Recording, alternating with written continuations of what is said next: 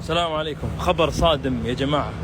الشيخ خالد الراشد في عام 2005 تم الإساءة للنبي صلى الله عليه وسلم من قبل دولة الدنمارك، فقام الرجل وخطب وتكلم وطالب بقطع العلاقات مع الدنمارك. قاموا باعتقاله ورميه في السجن من عام 2005، حكموا عليه 15 سنة. كان المفترض أن يخرج في عام 2020، لم يخرج، عدت سنتين.